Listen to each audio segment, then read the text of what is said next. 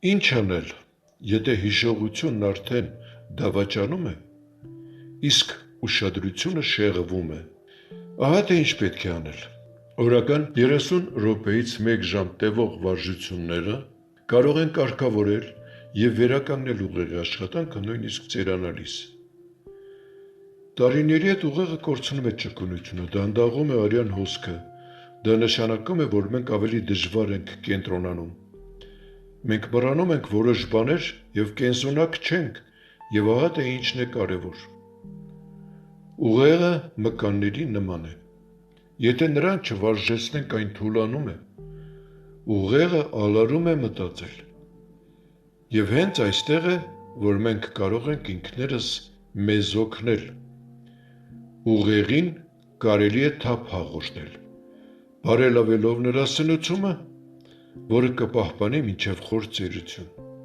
Սակայն ուղեղին շարժում է պետք, թթվածին և բեռնվածություն, և բոլորովին էլ պարտադիր չէ թվաբանական խնդիրներ լուծել և ճապոներեն սովորել։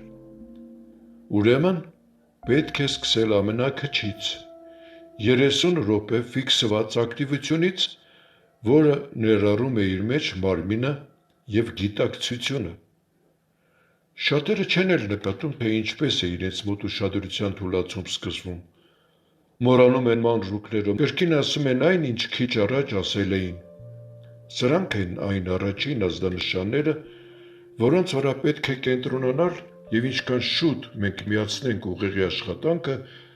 այն այնքան պայծառ կդառնա։ Սրան ավելացնենք նաև մեկ կարևոր բան՝ սթրեսը։ Խրոնիկ սթրեսը ազդում է ուղեղի ճկունության վրա, որը և պատասխանատու է հիշողության ձևավորման համար։ Մշտական լարվածությունը, վատ լուրերը, ներքին հուզմունքները, սրանք բոլորն էլ բառացիորեն այրում են ուշադրությունը և հիշողությունը։ Հենց սրա համար էլ պետք է ոչ միայն վարժեցնել ուղեղը, այլ նաև պաշտպանել գերլարվածությունից։ Հետազոտությունները ցույց են տալիս, որ ստեղծագործական աշխատանքով զբաղվողները,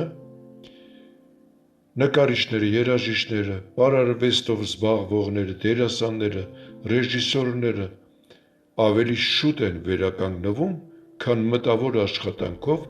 և համակարգչային գործունեությամբ զբաղվողները։ Դա նրանից է, որ արվեստը ստեղծագործելու և էմոցիաների հետ է կապված, իսկ ուղեղը սիրում է նորությունները։ Որոշ տարեցներ նկատում են, որ մոռանում են նույնիսկ մտերիմների, հարազատների անունները։ Դա նրանց հանդիպելիս դժվար կացության մեջ է գցում, և դա վերագրում են հոգնածությանը, սթրեսներին և զբաղվածությանը։ Սակայն հոգու խորքում հասկանում են, որ դա տարիքի հետ է կապված։ Դա նրանց շատ է անհանգստացնում և հուսահատեցնում։ Երբեմն միջանցքում կանգնած մոռանում են, թե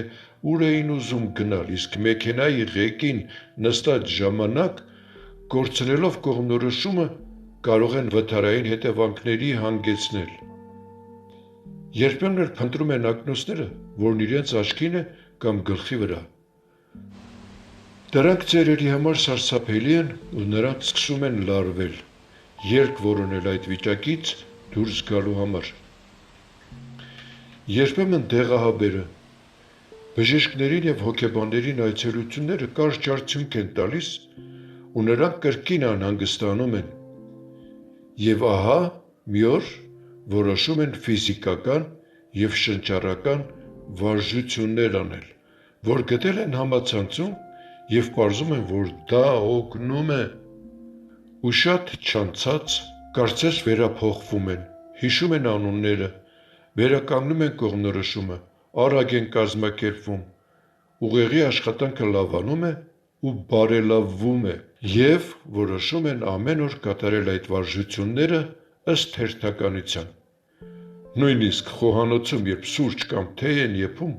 վարժություններ են անում, որ ժամանակն իզուր չանցնի։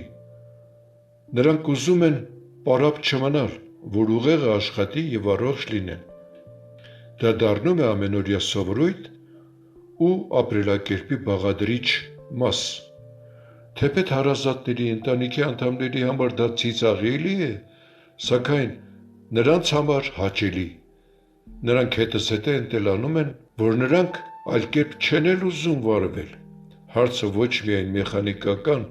վարժություններ կատարելու մեջ է, այլ սեփական վերաբերմունքը իրենց նկատմամբ փոխելու մեջ։ Նրանք հասկանում են,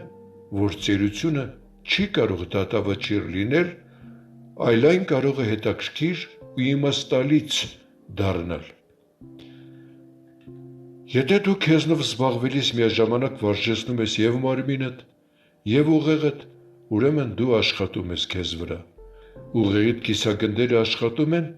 և նեյրոնները արձագանքում են դրանց։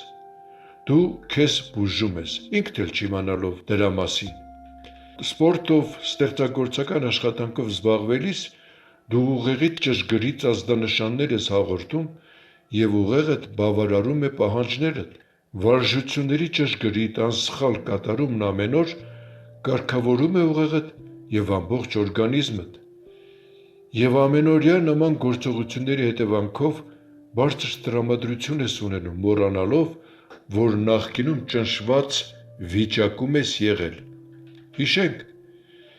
միաժամանակ վարժեցնելով ուղեղն ու մարմինը, դուք ավելի լավ արդյունք կունենաք ու կմոռանաք, որ արդեն մեծանում եք,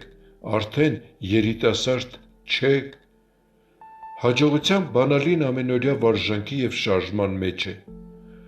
Ամեն օր 1 ժամ ձեզ տրամադրելով, դուք փրկում եք ձեզ ծերության ճիրաններից, դուք լվանում եք ձեր ուղեղը, օգնում, որ այն ճիշտ ծառայի ձեզ։ Դուք կարողանում եք հանգիստ քնել, կառավարել ինքներդ ձեզ և լավ տրամադրություն ունենալ մշտապես։ Մի մոռացեք նաև վարժեցնել ձեր տեսողական հիշողությունը։ Շրջելով փողոցում, պատկերասրահում, սուպերմարկետում, ձգտելով ճշգրիտ հիշել իրերի, շենքերի, փողոցների, վահանակների և այլ իրերի տեղակայումը, դուք օգնում եք նաև ձեր տեսողության հիշողությանը։ Եվ վերջում ամենակարևորը առողջ քունն է։ Պետք է խորը քնել, ազատվել լարվածությունից, մինչ քնելը հրաժարվել լարված ֆիլմեր դիտելուց, վատ մտքերից, շնչառական վարժություններ անել ու հանգիստ քուն մտնել։ Ծերությունը ախտորոշում չէ, այլ կյանքի հաջորդ շրջան, որով անցնում են աշխարհի բոլոր մարդիկ։ Հետազոտություններն ապացուցում են, որ նման պահվածքով ապրող տարեցները,